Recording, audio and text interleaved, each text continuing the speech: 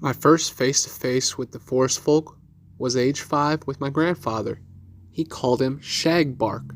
He stood 10 feet tall. How I saw him? I saw a hickory tree down by the barn blink. He was towering behind my granddad. I guess my eyes grew wide as I looked at Granddad. He said, "So he is showing himself to you now, huh, little girl?"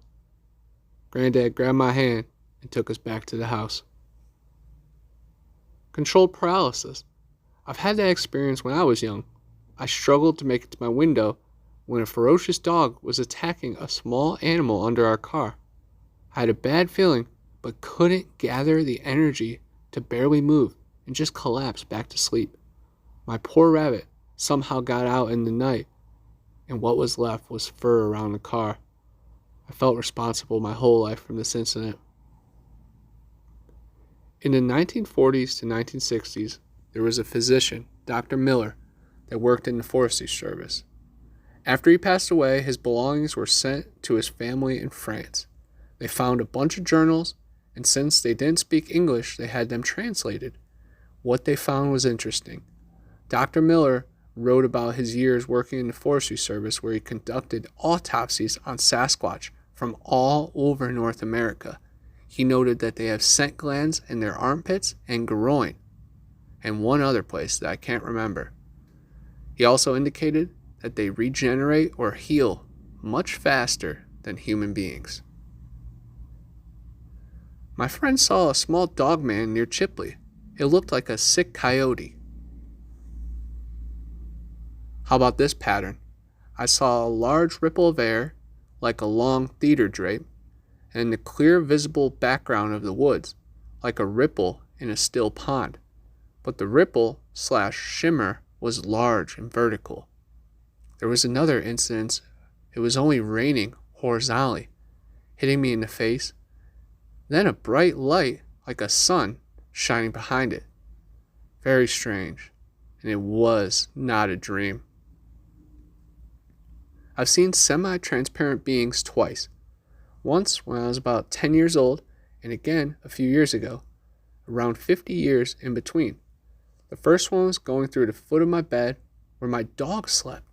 It moved in a rocking motion, and my dog jerked as it rocked through. Probably what woke me up. Just sat up and watched it. It reminded me of the old werewolf movies, but not scary.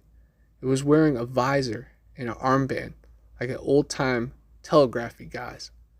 The one that I saw more recently looked about the same, but had a Walkman with earphones. It was outside and walked through a pile of tree branches. Almost seemed like watching a faded signal in black and white. About a week ago, I saw a misty black something walk into the edge of a sofa.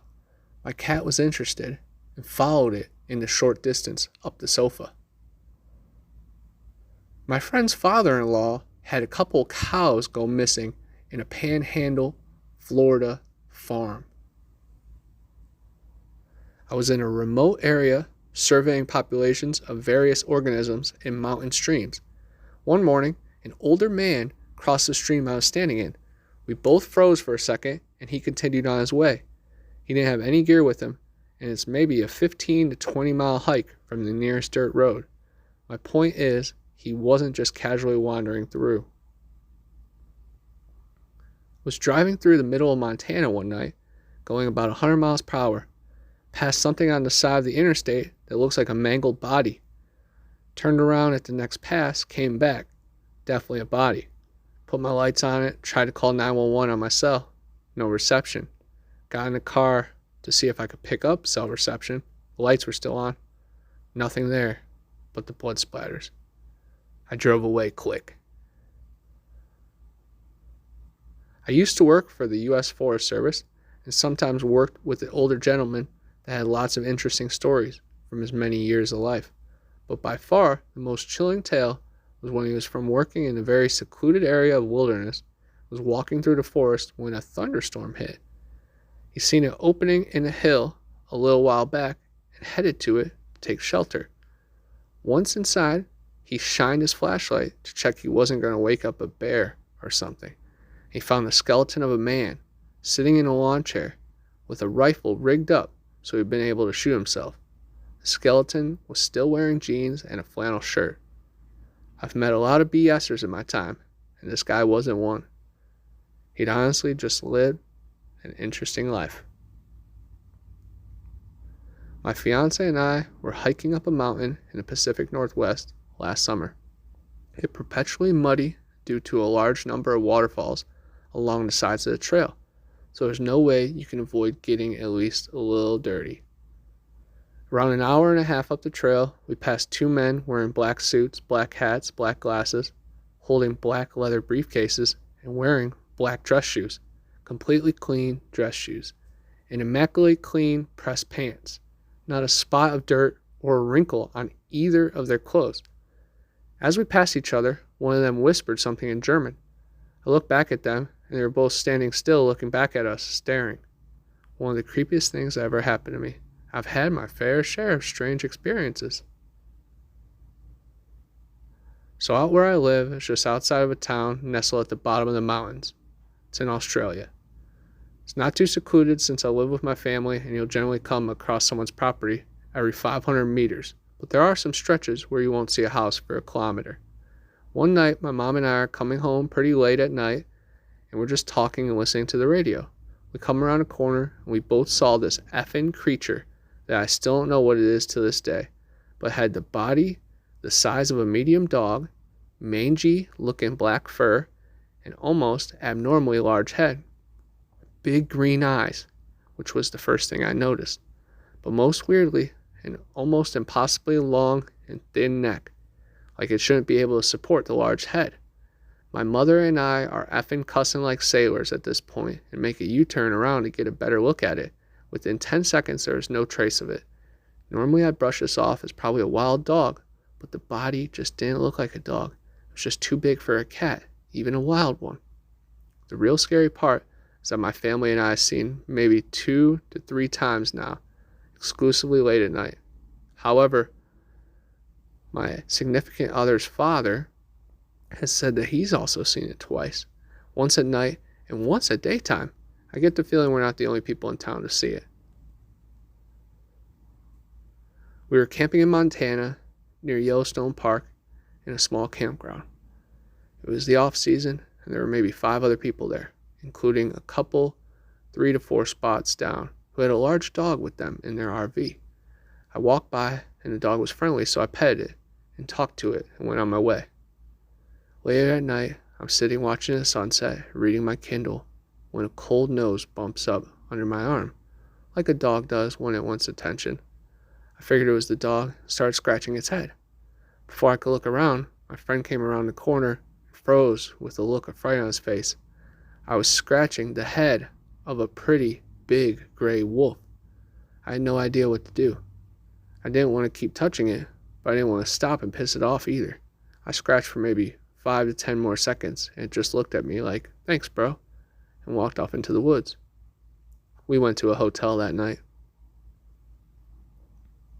While on deployment, my ship found a ship adrift off the coast of Australia. As an engineer trained for VBSS, I was also tasked with assessing the ship's mechanical status on boarding. It was deserted. Fish in the hold and stuff set out like people were just there. There was food in the galley area that was still warm.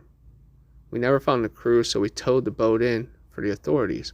Absolutely scared the F out of people, and those who didn't board the ship didn't believe us when we were telling them about the state of it. I was out in the mountains for 4 days by myself. Felt like I was being followed for over 30 miles. First night I slept not in my tent. It was destroyed and cut to pieces. On a 2-week solo backpacking trip, I had 4 days in seclusion between ranger station check-ins. On the first day of seclusion, I felt like I was being stalked.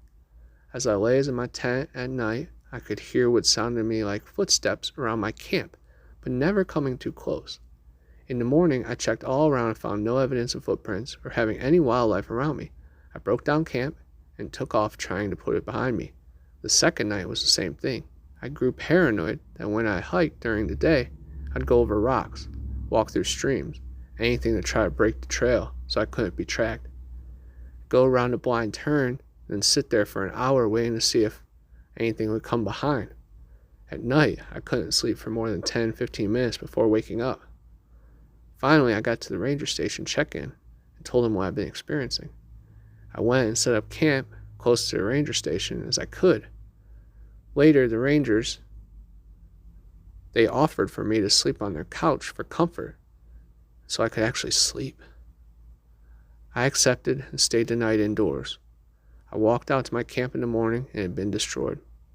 My tent was cut on the side, sleeping bag ripped, my backpack turned inside out. The rangers came and reported it, took pictures and everything. I ended up getting one of the rangers to give me a ride to base camp the next day. I went home. When I was in high school, a guy and I got into an argument. He socked me in the jaw, started to fall to the floor. When I hit the floor, I instantly transported to a dinner table at which I was an adult. There was a woman sitting across from me with a toddler boy and a preteen girl. I got a good look at my surroundings. A relatively modern house with what looked like 2 floors. I felt like I belonged here, like I had some sort of emotional connection with these people in the room, especially the kids. Then the woman, maybe my wife, asked a question. When I opened my mouth, I threw up all over the table and woke up on a stretcher in the ambulance. Hours later, I found out I had a minor concussion. For a while, I felt like I left part of my life behind, even if it was a bleak moment in that world. To this day, I can still clearly remember all their faces and what the house looked like. Definitely creeped my wife and I out. We have a Wii. The sensor bar is on a TV stand directly in front of the TV, as is anyone's.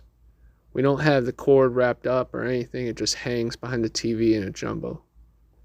One night we were watching TV cuddling on the couch when suddenly the Wii sensor bar literally flies across the room till it gets on the end of its length and fell to the floor. Like someone had grabbed it and chucked it across the room. We could find no explanation for this whatsoever. We had a cat and a dog at the time, but the cat was sleeping in another room and the dog was on the couch with us. We did have several birthday cards atop the TV on display, and one of them was on the ground.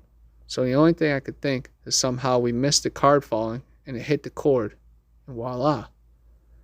I tried for 10 minutes to throw that card as hard as I could at the cord. Didn't even move the bar from its place on the TV stand. Eventually we chopped it up to WTF and moved on.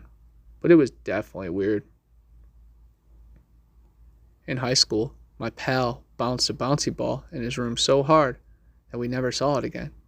We tore that room up. Never found it. My wife calling my name, nothing unusual about that, except that I did not hear it with my ears, as I was listening to Led Zeppelin's In My Time of Dying on the stereo and it was cranked up. I heard it in my mind. I walked to the bathroom as I knew my wife was taking a bath. I found her face down in the water. She was unconscious, having suffered an epileptic seizure. Fortunately, I found her in time. Saw a ghost car. I worked the overnight shift at an AM radio station back in the 90s. Saw a car come down the driveway to the parking lot. Went out to see who it was, and the car was just gone. I would have seen it if it turned around or backed out. Thought I was going nuts until the announcer strolled out of the studio and said, "What happened to that car?" I was 6 and my brother was 10. We had a 21-year-old foster brother who lived with us off and on. One night, I woke up to see him standing in the doorway of my room checking on me. I said his name in a questioning voice. He said, "It's okay. Go back to sleep." Around the same time, my brother woke up in tears. He said he'd had a dream about a knight standing on a hill, and it made him feel very sad. Turns out our brother died in a car crash that evening. We're all convinced that something is going on in the flat above the one my parents have lived in since 2002. For starters, all of us, me, my siblings, our parents, as well as some of our neighbors, occasionally heard furniture being dragged across the floor when no one was currently living there. Sometimes we'd hear the footfalls of a running child as well. There is also the fact that in the years we moved there, 2 different married couples lived there, both divorced within a year. A third couple came to the brink of divorce to the point where they stopped living together for a while. She went to her parents' home, I think, and he also went to stay somewhere else. Apparently, in their time away, they mended things, and after hearing stories about the flat, they decided to move out. No idea if they're still together as of now. Actually, before I moved out in 2009, a couple was remodeling it. Apparently spent a ton of money on it, but their relationship fell apart, and they never got married. I was driving down the highway at about 3 a.m. when a semi-truck pulled alongside me, then swerved into my lane, running me off of the road and down a very steep incline. I remember going over, I gunned the engine. Why, I don't know. But as I was going downhill, I kept telling myself to step on the brake. I couldn't move. It was like someone was holding my foot down. Then I heard this voice tell me, okay, you can step on the brake. Neither my infant daughter nor myself were injured, and the only damage to the car was a hole in the oil pan. Both the tow truck and the highway patrol officer were incredulous that I didn't roll the car. They told me that if I tried to stop any sooner than I did, I would have probably killed us both. This happened when I was either 8 or 9. It involves a weird incident with my twin brother, and for a long time afterwards, I thought I dreamt it. So it was early evening after the sun had gone down, and I was downstairs in the living room watching TV. My brother was up our bedroom reading. At some point, this really uncomfortable feeling came over me, and I thought that my brother needed my help. I go upstairs, and our bedroom at the time was at the end of the hallway. As I walk down the hallway, I'm standing right outside our door, and right as I go to knock, I hear a voice say, "I have to leave now."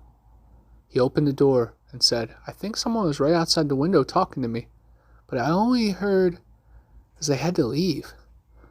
We were both creeped out and told our mom what happened, but nothing ever came from it. For a long, long time, I thought I had dreamt this, but a few years ago, my brother asked me, "Hey, remember that time we were kids and somehow someone was talking to me through the bedroom window? Remember how he left right when you came in the room? What the hell was that?" Because he remembers it exactly the way I do, I'm convinced this really happened.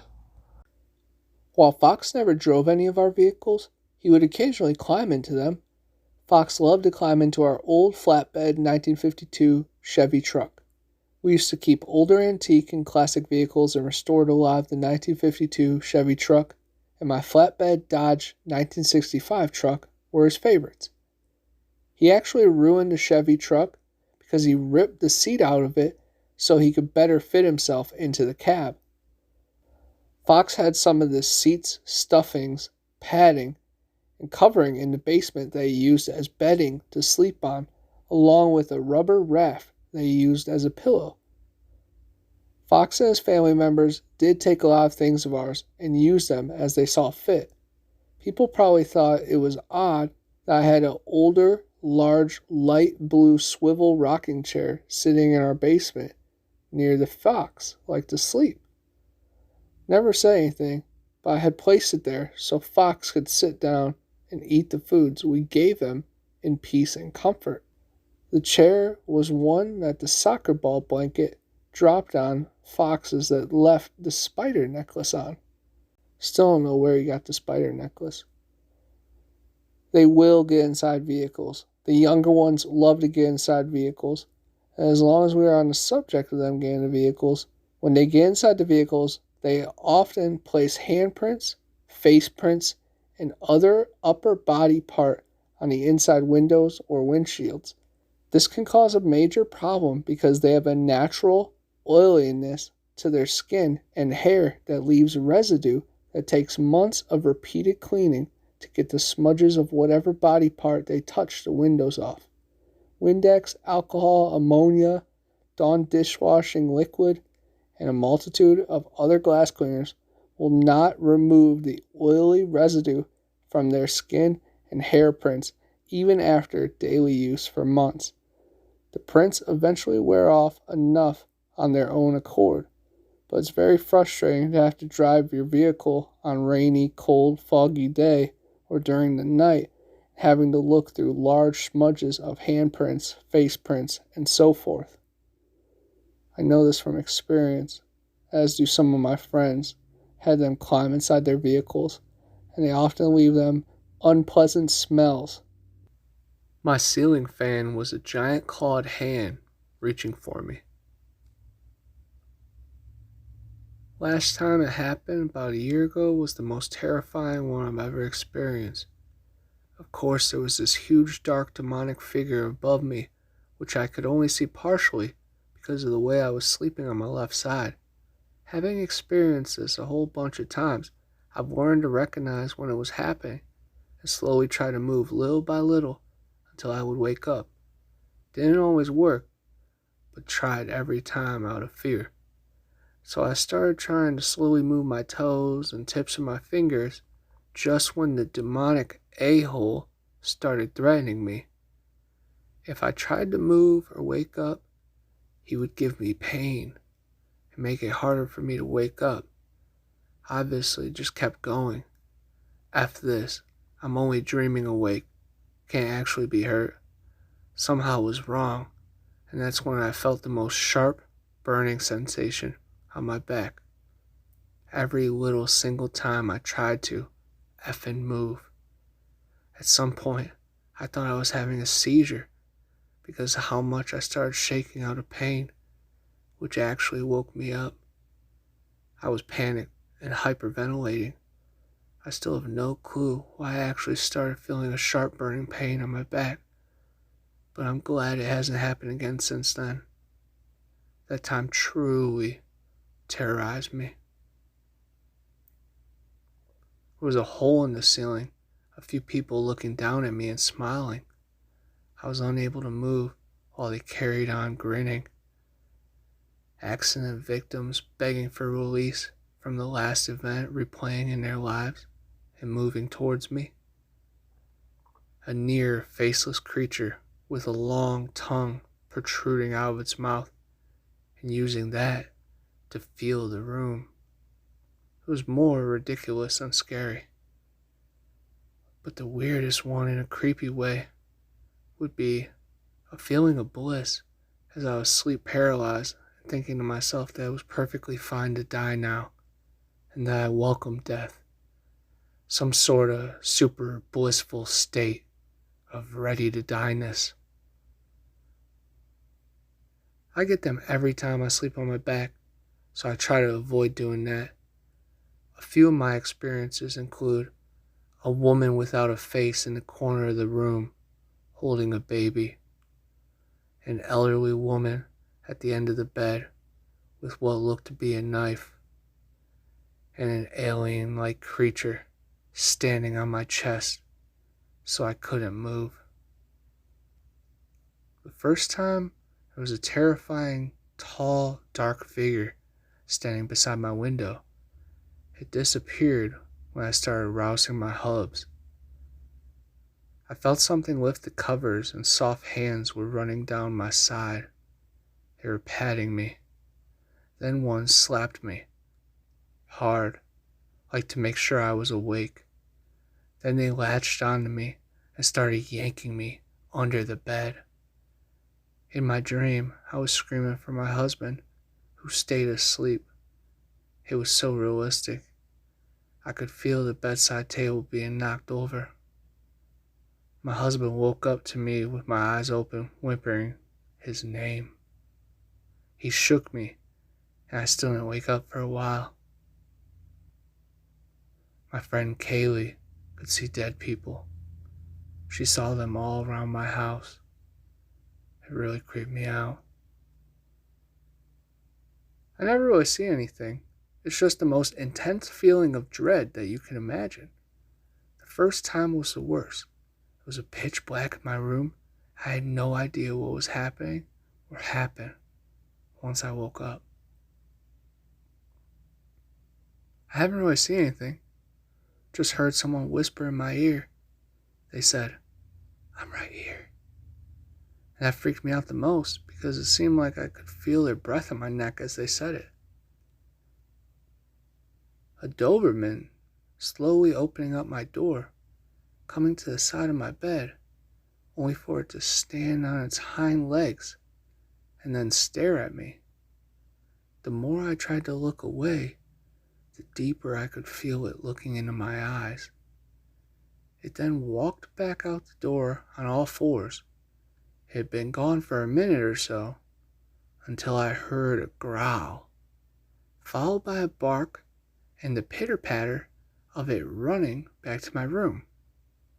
It was at this time that I woke up to an empty room with my door still closed.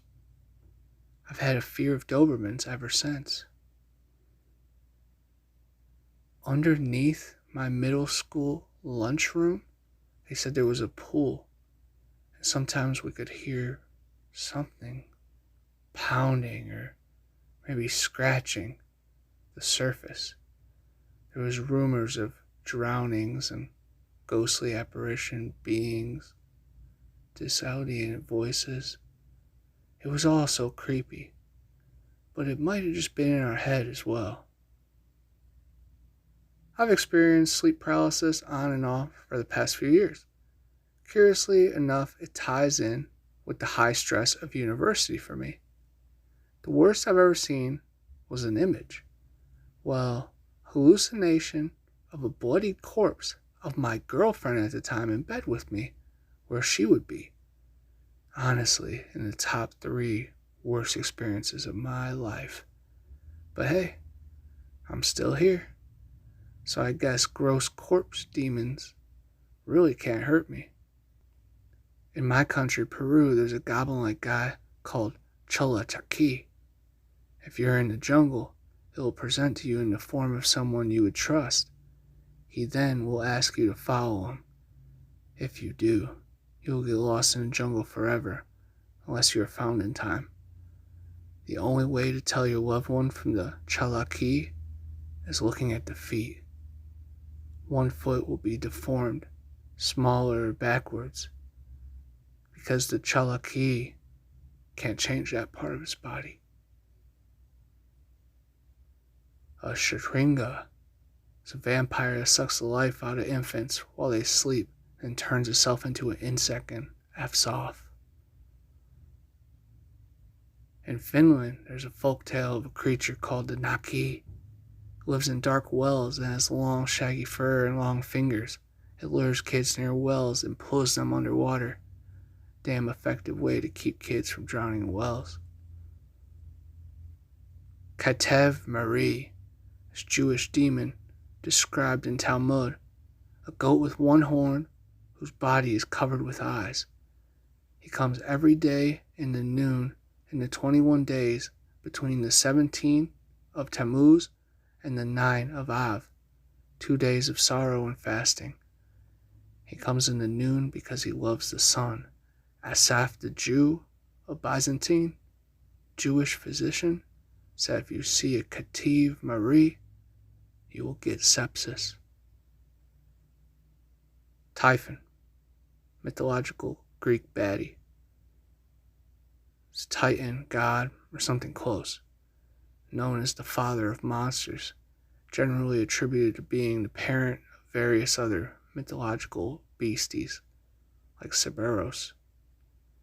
He had serious beef with Zeus, and at one point had a fight where he ripped out Zeus's thews and stole Zeus' thunderbolts and went on a tear. The dreaded egg on legs. It wanders from the highlands, the Alps, and the glaciers, hiding in foxholes, the high grass, and cracks in the mountainside. As the legend goes, it stalks one specific victim it has chosen, usually a farmer, for exactly 9 months.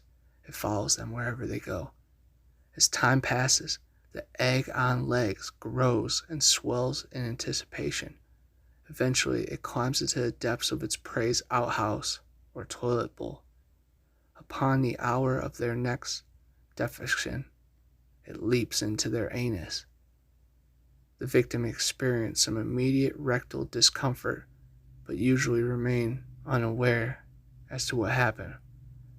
As the parasitical egg hibernates within them, they turn sickly, gaunt, and despondent. After exactly 9 months, the hosts die, and they involuntarily empty their vials in the moment following their last exhalation, and they also pass the devilish egg, which again just disappears into the pastoral night. Alligators. A young woman in town married a man from another part of the country. He was a nice fellow, and they got along pretty well together. There was only one problem. Every night he'd go swimming in the river. Sometimes he'd be gone all night long, and she'd complain about how lonely she was. This couple had 2 sons. As soon as the boys could walk, their father began to teach them how to swim. And when they got to be old enough, he took them swimming in the river at night. Often they would stay there all night long. The young woman would stay home all by herself. After a while, she began to act in a strange way. At least that's what the neighbors said. She told them that her husband was turning into an alligator and that he was trying to turn the boys into alligators. Everybody told her there was nothing wrong with a man taking his son swimming. That was a natural thing to do. And when it came to alligators, there just weren't any nearby. Everybody knew that. Early one morning, the young woman came running into town from the direction of the river. She was soaking wet. She said a big alligator and 2 little alligators had pulled her in and had tried to get her to eat a raw fish. They were her husband and her sons, she said. They wanted her to live with them, but she had gotten away. Her doctor decided she had lost her mind, and he had her put in a hospital for a while. After that, nobody saw her husband and boys again. They just disappeared. But now and then, a fisherman would tell us about seeing alligators in the river at night. Usually it was 1 big alligator and 2 small ones, but people said they were just making it up. Everybody knows there aren't any alligators around here.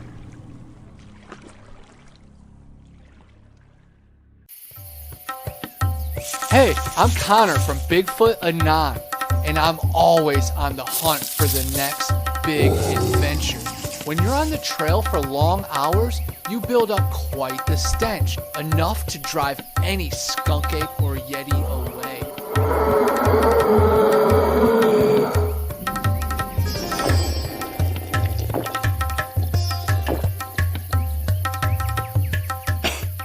Luckily, I'm on the quest now for the solution to all my problems.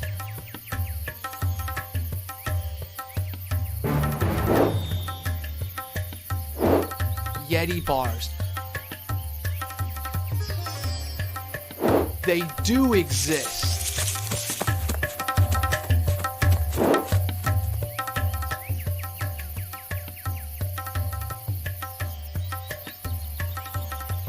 Available in tons of different scents and fragrances. Check out YetiBars.net for more and use my code BA10 for a special offer. Clean like a beast. Yeti Bars! The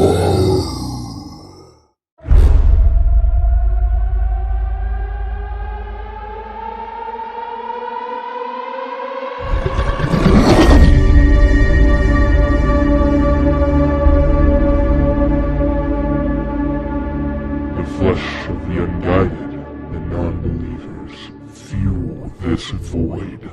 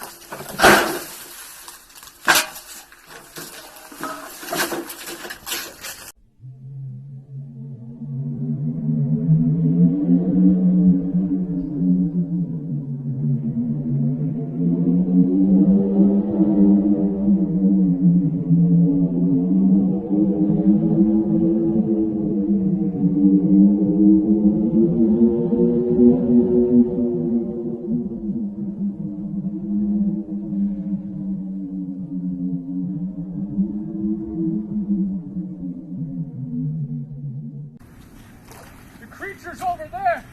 You have to beware! Please! Watch out! The big creature! The big creature! No!